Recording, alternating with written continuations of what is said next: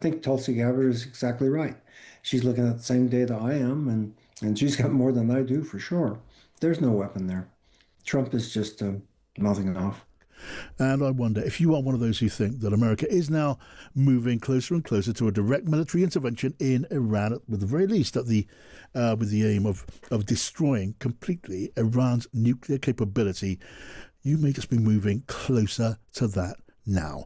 Let's talk to Robert Kelley, the former chief nuclear inspector of Iraq for the International Atomic Energy Agency. Robert, good evening to you.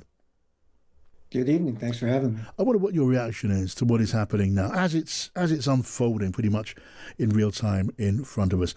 America, the president, telling us he's convinced that Iran is developing and is very close to developing a nuclear weapon, and now they demand unconditional surrender. What do you make of it?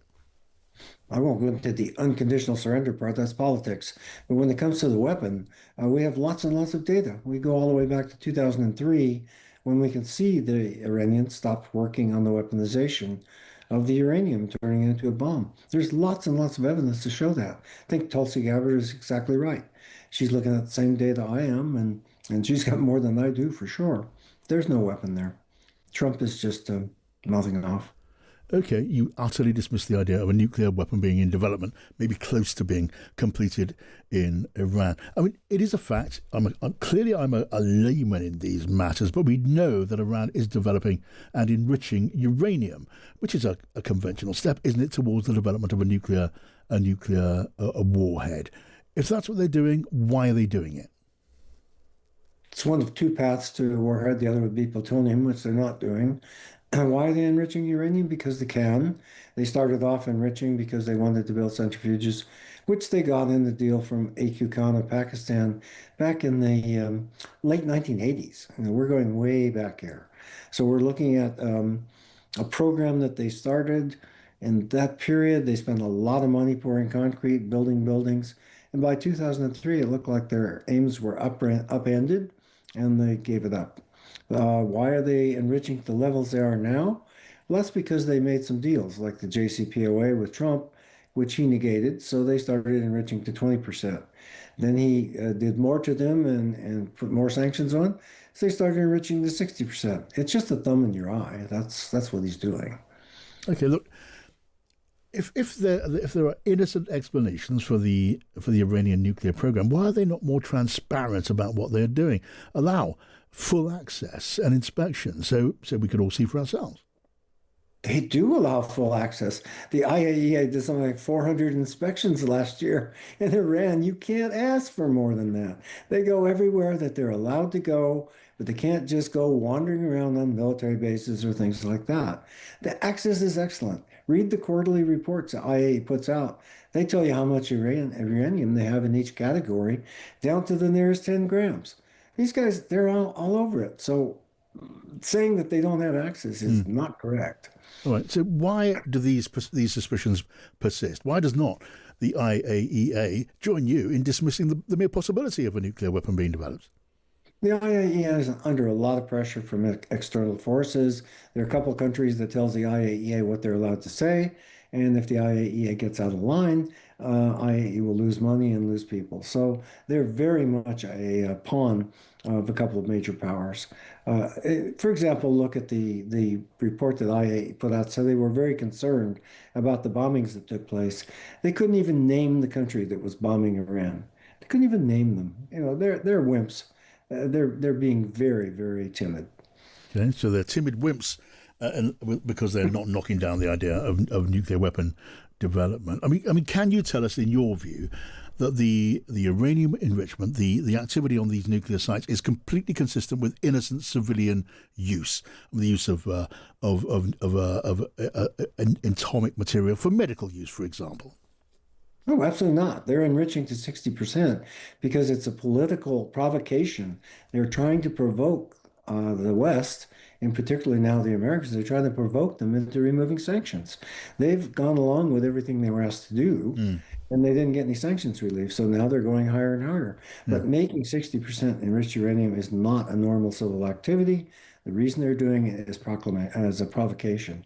You realize that the material they produced the 60% material would fit in the trunk of your car.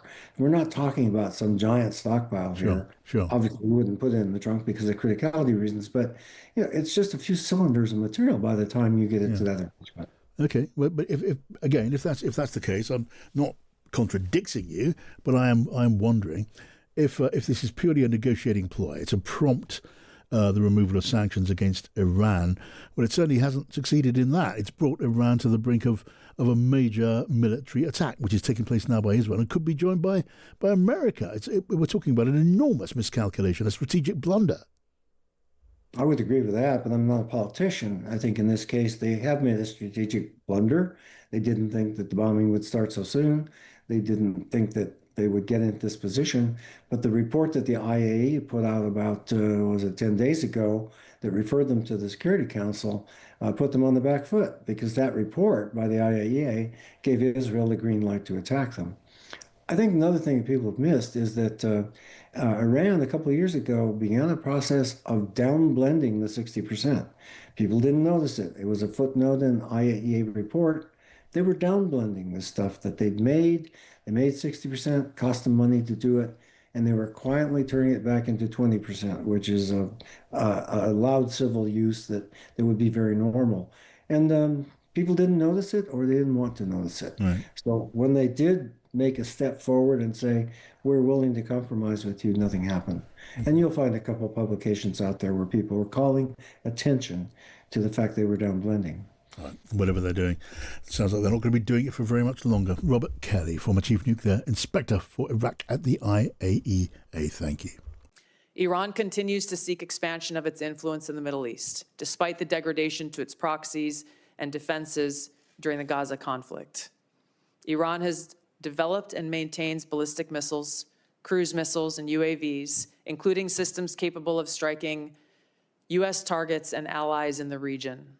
Tehran has shown a willingness to use these weapons, including during a 2020 attack on U.S. forces in Iraq and in attacks against Israel in April and October 2024. Iran's cyber operations and capabilities also present a serious threat to U.S. networks and data. The IC continues to assess that Iran is not building a nuclear weapon, and Supreme Leader Khamenei has not authorized the nuclear weapons program that he suspended in 2003. The IC continues to monitor closely if Tehran decides to reauthorize its nuclear weapons program.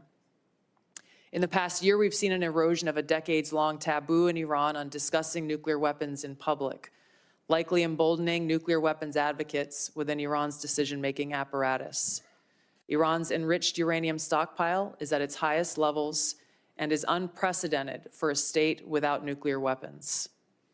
Iran will likely continue efforts to counter Israel and press for U.S. military withdrawal from the region by aiding, arming, and helping to reconstitute its loose consortium of like-minded terrorists and militant actors, which it refers to as its axis of resistance.